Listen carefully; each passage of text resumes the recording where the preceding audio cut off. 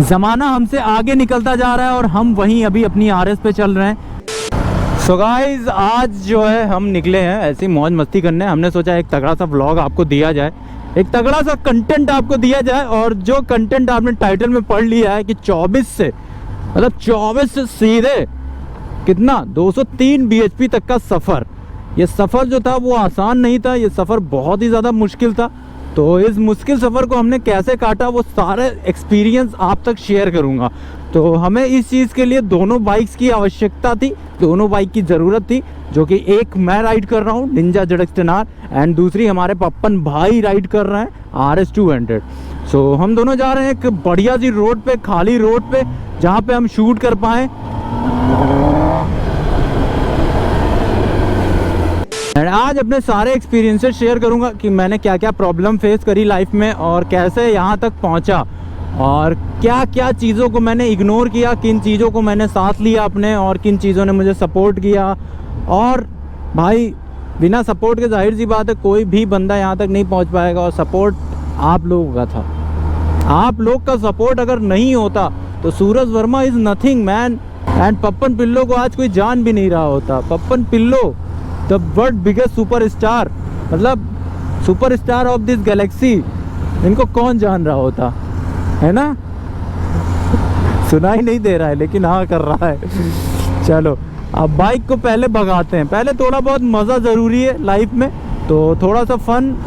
आपको कैसे मज़ा आता है? बाइक राइड करता हूँ, आपको मज़ा आता है। कुछ लोगों को मेरी कमेंट्री से मज़ा आता है, कुछ लोगों को उसमें भी कुछ निगेटिव पॉइंट्स ढूंढने रहते हैं। किसी चीज़ को लेके कॉमेडी कर रहा हूँ लेकिन उसमें भी वो लोग निगेटिव पूछेंगे कि ये कैसे बोल दिया। तो उन चीज़ों को भी आपको बताऊंगा अभी थोड़ी देर में कि कैसे हैंडल करना चाहिए, क्योंकि लाइफ में आपके निगेटिव पॉइंट छोटे छोटे पकड़ने को हर कोई उतावला रहता है, और जो सपोर्ट करते हैं वही होते हैं आपको सच्चे ऊपर उठाने वाले। ये गलत है, ऐसा बिल्कुल नहीं है। जो निगेटिव पॉइंट्स आपके ऐसे पकड़ते हैं और जो हेटर्स होते हैं ना, वो उठाते हैं आपको, वो आपको ताकत देते हैं आपको कुछ अच्छा करने की। बाकी जो भाई सपोर्ट कर रहे हैं वो तो आपके साथ है ही है, लेकिन जो नहीं कर रहे हैं ना, उन्हीं की वजह से हमारे दिमाग में थॉट आता है कि नाउ अब मुझे करना है और इनको दिखाना है कि हम कर सकते हैं, तुम सिर्फ बोल सकते हो।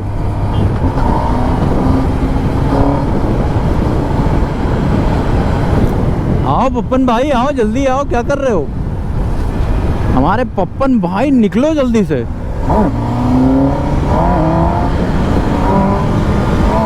और छोटू क्या हाल है? सो गाइस हम पहुंच चुके हैं गोमती नगर एंड पप्पन भाई अपने आजकल इसके मालिक हो चुके हैं। अब जहां जाना रहता है वो इसको मस्त आरे से चलते हैं, भोकाल है। लेकिन इनके लिए एक गाड़ी आएगी भाई, परेशान ना हो। पप्पन पिल्लो के लिए गाड़ी मैंने देख रखी है, मतलब आई नहीं तो देख कहाँ से रखी है। नई गाड़ी आएगी और वो पहली गाड़ी होने वाली है पप्पन भाई की अपने। मतलब हल्के मत लो यार कि हम कोई वैसे थोड़ा बहुत हल्का इनको गाड़ी देते हैं, ऐसा थोड़ी होगा यार। भाई है पप्पन अपना तो कुछ तगड़ा ही करेंगे उसके लिए ना यार।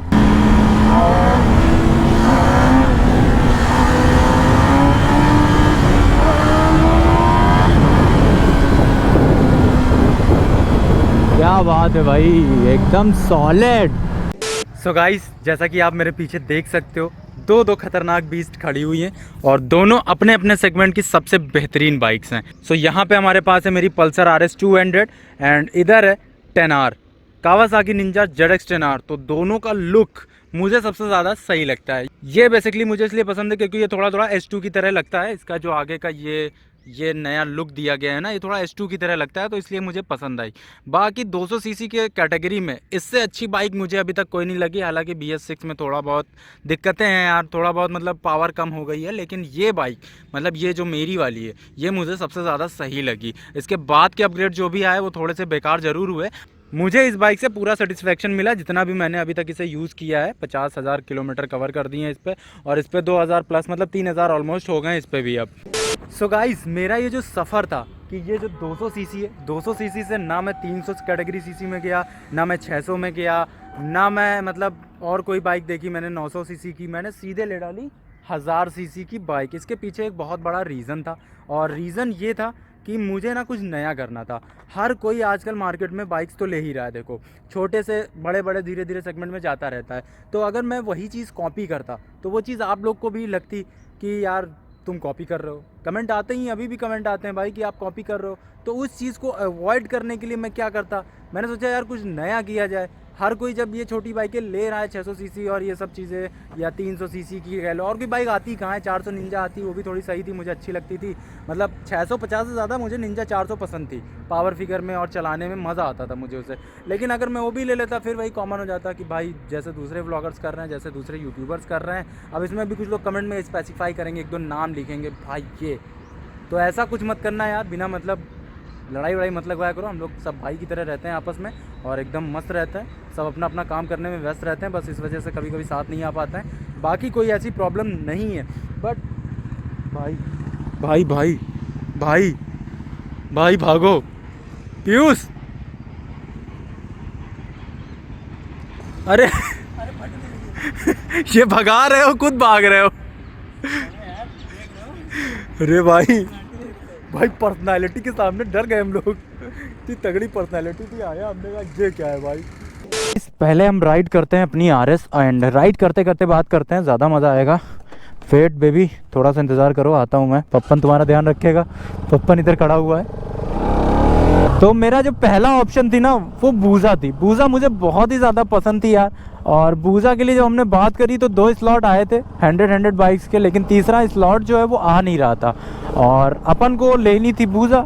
1 महीने इंतज़ार किया, 2 महीने इंतज़ार किया, 3 महीने इंतज़ार किया, लेकिन स्लॉट नहीं आया, स्लॉट अभी तक नहीं आया है। एंड तब हमने सोचा यार अब ले लेनी चाहिए, टाइम डिले हो रहा है और टाइम जैसे जैसे डिले हो रहा है वैसे वैसे लेट होते जा रहे हैं हम। ज़माना हमसे आगे निकलता जा रहा है और हम वहीं अभी अपनी RS पे चल रहे हैं, तो अब हमें अपग्रेड कर देना चाहिए हमने सोचा।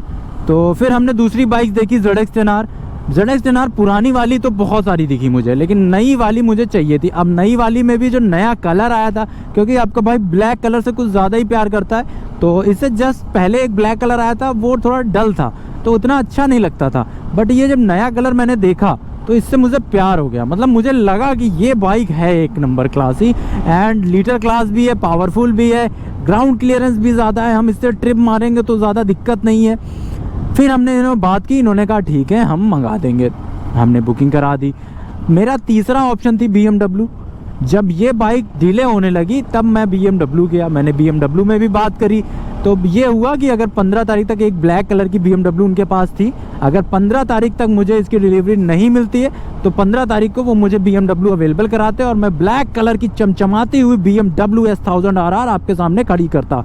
तो इसीलिए मैं कह रहा था जब तक बाइक आ नहीं जाती तब तक श्योर नहीं है कि कौन सी आ रही है। सो कावासाकी ने हमें बाइक टाइमली प्रोवाइड कर दी, इसलिए BMW का ऑप्शन कट हो गया। अब फोर्थ ऑप्शन हमारा S2 था। अब S2 में हम डायरेक्टली जाना नहीं चाह रहे थे क्योंकि फिर तो हमारे पास कोई ऑप्शन ही नहीं बचते। अभी कम से कम ये तो है कि ZX 10R के बाद हमारे पास एक ऑप्शन है S2 का। बाकी आज भी मुझे इससे इतना लगाव है ना जितना मुझे किसी और बाइक से अभी तक नहीं हुआ है, उससे भी नहीं हुआ है, ZX 10R से भी, क्योंकि भाई ये बाइक ना मेरे लिए यही है जो है, इसी ने मुझे बनाया है, यहीं से मैं बना हूँ और तो मैं इसे कभी नहीं भूल सकता। बस यार कॉमेडी करने के लिए थोड़ा बहुत मजाक चलता रहता है वीडियो में कि हाँ ये बच्चे हैं, ये छोटी है, वो फीलिंग बताता हूँ यार, बट इसकी जगह कोई नहीं ले सकता। वो चीज़ें आपको इंटरटेन करने के लिए होती हैं, तो सिर्फ आप इंटरटेन हो, ऑफेंड मत हो किसी चीज़ को लेके। अब गाइज ये बात करते हैं जो मेन है कि आपके भाई को इतनी सारी प्रॉब्लम्स का सामना करना पड़ा ना, इतनी सारी प्रॉब्लम्स का सामना करना पड़ा। देखो जब मैं छोटी बाइक्स चलाता था, मतलब लाइक RS चलाता था, और जब मैं बड़े बड़ी बाइक्स वाले लोगों के पास जाता था कि भाई मुझे आपकी बाइक पे वीडियो बनाना है, तो उनका रिएक्शन देख के ना मुझे थोड़ा सा वो लगता था, मतलब ठीक है उनका रिएक्शन भी जेन्युइन है कि यार ये चला पाएगा नहीं चला पाएगा। बहुत सारे क्वेश्चन होते हैं यार, कोई बड़ी बाइक ऐसे थोड़ी खरीद लेता है यार, 18, 19, 20 लाख की कोई गाड़ी खरीदे और कोई बंदा RS चलाता हो और उसके सामने वो जाकर कहे भाई मुझे आपकी गाड़ी चलानी है, तो उसके मन में यही थॉट आएगा कि क्या संभाल पाएगा, नहीं संभाल पाया तो रिस्पॉन्सिबिलिटी, बहुत सारी चीज़ें हो जाती हैं। तो अब मुझे उनकी बात समझ में आती है, ठीक है कोई बात नहीं। फिर मुझे भी ख़राब लगता था, रियलिटी में मुझे भी ख़राब लगता था कि यार मैं उनके सामने क्यों कैसे जा सकता हूँ, कि मैं बाइक फिर सबसे मांग नहीं पाता था। फिर मैंने ये डिसाइड किया, यहाँ तक कि मेरे पास RS होने के बावजूद भी जब मैं 300 कैटेगरी में जाता था ना, तो मुझसे कुछ लोग कहते थे कि भाई आप ज्वाइन नहीं कर सकते राइड। ये स्टार्टिंग की बात बता रहा हूँ जब मैं कुछ नहीं था, कि भाई आप ज्वाइन नहीं कर सकते राइड, आपके पास छोटी गाड़ी है, वहाँ बड़ी गाड़ियाँ आ रही हैं, आप क्या करेंगे। मतलब जो 390 और ये डोमिनार 400 और RC और ये वाली कैटेगरी होती है ना, इस कैटेगरी के लिए भी मैं एलिजिबल नहीं था भाई कि मैं राइड कर सकूँ साथ में, क्योंकि हमारे पास छोटी गाड़ियाँ थी। उस दिन मैंने ये डिसाइड किया कि यार अब तब तक बड़ी बाइकों पे नहीं करूँगा जब तक बहुत इजीली नहीं मिल रही हैं या मेरी खुद की उतनी औकात नहीं हो जा रही है। पहले अपनी औकात बनानी पड़ेगी, तब आपको लोग समझेंगे मार्केट में और तब आपको इज्जत मिलेगी, अदरवाइज़ आपको कुछ नहीं पूछा जाएगा। फिर मैंने कहा जिस छोटी गाड़ी के लिए मैं फेमस हूँ ना, मैं छोटी गाड़ी पे ही वीडियो बनाऊँगा। और आपने देखा होगा कि मेरे स्टार्टिंग के वीडियोस जितने रहे मैंने छोटी गाड़ियों बनाया, कोई नहीं बनाता था छोटी गाड़ियों पे। मैंने शुरू किया कि मैं छोटी गाड़ियों बनाने लगा, स्प्लेंडर पे बनाने लगा, मैं प्लैटिना पे बनाने लग गया, ऐसी ऐसी गाड़ियों पे मैंने वीडियोस बनाए। फिर आप लोगों का प्यार मिला मुझे, आप लोगों का सपोर्ट मिला और ऐसा सपोर्ट मिला कि आज आपका भाई इस मुकाम पे है कि उस कैटेगरी को ऐसे करते हुए यहाँ तक पहुँचा है और उसी कैटेगरी की वजह से पहुँचा है। तो इसकी औकात, ये जो बड़ी कैटेगरी की औकात है ना, उस छोटी कैटेगरी की औकात के बराबर रखनी थी मुझे।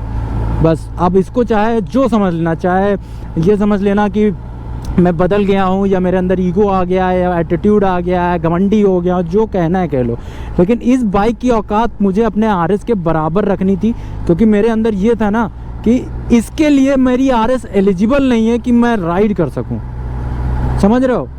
और जब तक ये नहीं आई थी ये तब तक था कि इस वाली कैटेगरी में अगर मुझे राइड करनी है तो मैं एलिजिबल नहीं हूँ, क्योंकि मेरे पास RS है। तो अब मैंने अपनी RS को एलिजिबल बनाया इस कैटेगरी की राइड ज्वाइन करने के लिए। अब मैटर नहीं करता है कि बाइक कौन सी है, अब मैटर करता है कि मेरी RS या RS चला कौन रहा है। तो यहाँ तक पहुँचाने के लिए मैंने बहुत मेहनत करी और मुझे इस चीज़ पर गर्व है कि मैं उस कैटेगरी को इसके बराबर में खड़ा कर सका।